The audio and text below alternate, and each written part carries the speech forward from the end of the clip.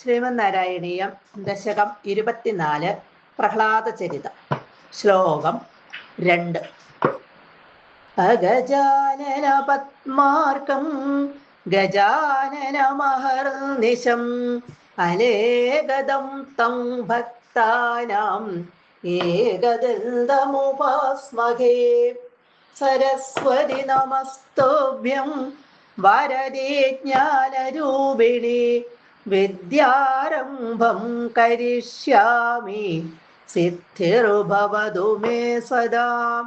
ഗുരുർബ്രഹ്മാ ഗുരുർവിഷ്ണുർഗുരുർദേവോ മഹേശ്വര ഗുരുഃ സാക്ഷാത് പരം ബ്രഹ്മ തസ്മൈ ശ്രീ ഗുരവേ നമഃ. ഓം നമോ ഭഗവതേ വസുദേവായ. വിധാതാരം ഘോരം സഖലു തപസിത്വാന്ന ചിരത പുരഃ സാക്ഷാത് കുറുവൻ സുരനരമൃഗാദ്യൈരനിധനം.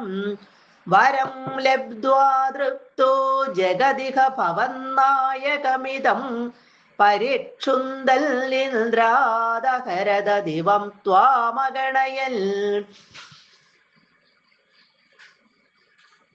കഴിഞ്ഞ ശ്ലോകത്തിൽ നമ്മൾ കണ്ടു, തൻ്റെ സഹോദരനായ ഹിരണ്യാക്ഷനെ ഭഗവാൻ വരാഹമൂർത്തിയായിട്ട് അവതരിച്ച് വധിച്ചതു മൂലമുള്ള കോപവും സങ്കടവും സഹിക്കാതെ അസുരന്മാരുടെ സദസ്സിൽ വെച്ച് ഹിരണ്യകശിപു ഭഗവാനെ വധിക്കും എന്ന് പ്രതിജ്ഞ എടുക്കുന്നത്. സഖലു അവനാകട്ടെ, ഈ ഹിരണ്യകശിപു ആകട്ടെ, ഘോരം തപസിത്വ അതിഘോരമായിട്ട് തപസ്സ് ചെയ്തിട്ട്. ഇവിടെ ഭഗവാനെ വധിക്കുവാനുള്ള ഒരുക്കമാണ്. അതിൻ്റെ മുന്നോടിയായിട്ട് ഹിരണ്യകശിപു തപസ്സനുഷ്ഠിച്ചു. ബ്രഹ്മാവിനെയാണ് തപസ് ചെയ്തത്. ചിരത ഒട്ടും താമസിയാതെ വിധാതാരം ബ്രഹ്മാവിനെ, വിധാതാമു ബ്രഹ്മാവാണ്, വിധാതാരം ബ്രഹ്മാവിനെ പുര മുമ്പിൽ സാക്ഷാത് കുറുവൻ പ്രത്യക്ഷപ്പെടുത്തി. അതികഠിനമായിട്ടുള്ള തപസ് ചെയ്ത് ഒരുപാട് വൈകാതെ തന്നെ ബ്രഹ്മാവിനെ മുന്നിൽ പ്രത്യക്ഷപ്പെടുത്തി. ഹിരണ്യകശിപുവിന്റെ ഘോരമായിട്ടുള്ള തപസ് കണ്ട് ബ്രഹ്മാവ് പ്രത്യക്ഷപ്പെട്ടു, അവന്റെ മുമ്പിൽ പ്രത്യക്ഷപ്പെട്ടു. ഇനി ബ്രഹ്മാവിനോട് വരം വാങ്ങിക്കുകയാണ്. സൂര നര മൃഗ ആദ്യൈ.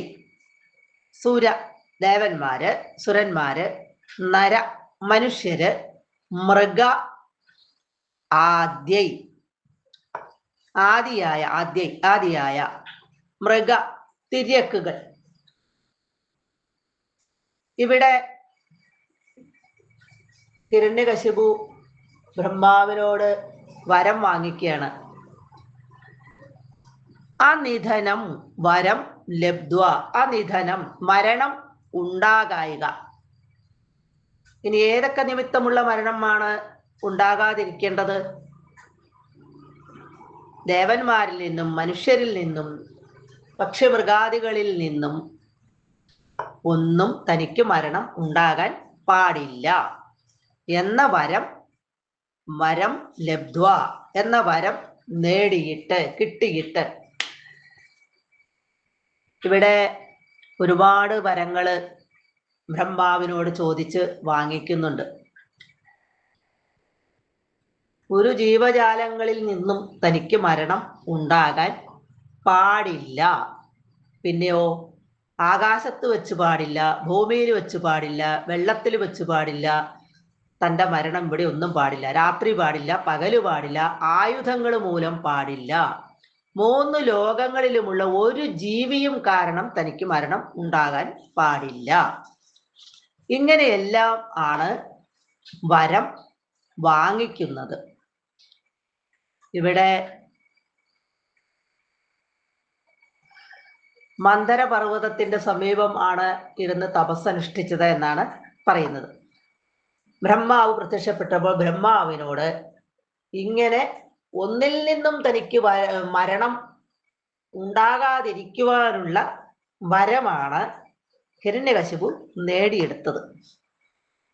എന്നിട്ട് ഈ വരമെല്ലാം കിട്ടിക്കഴിഞ്ഞപ്പോൾ തൃപ്ത അഹങ്കാരിയായി തീർന്നിട്ട് ഇഹ ലോകത്തില് ത്വാം അഗണയൻ, ത്വാം അവിടത്തെ പോലും ഭഗവാനെ പോലും അഗണയൻ ഇവിടെ കണക്കാക്കാതെ ഭഗവാനെ പോലും പിന്നെ അവര് പേടിയില്ലാണ്ട് അങ്ങനെ ഭവൻ നായകം നിന്തിരുവടിയാകുന്ന നായകനോട് കൂടിയ ഇതം ജഗത് ഈ ജഗത്തിനെ പരിക്ഷുന്തൻ തകർത്തുകൊണ്ട് ഇന്ദ്രാത് ഇന്ദ്രനിൽ നിന്ന് ദിവം അഹരത, ദിവം സ്വർഗം, ഇന്ദ്രലോകം വരെ ഇവിടെ അഹരത തട്ടിപ്പറിച്ചെടുത്തു.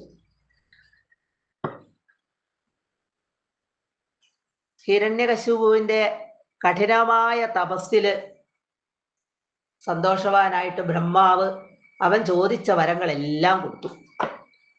അപ്പോൾ അവൻ അഹങ്കാരിയായിട്ട് മാറി.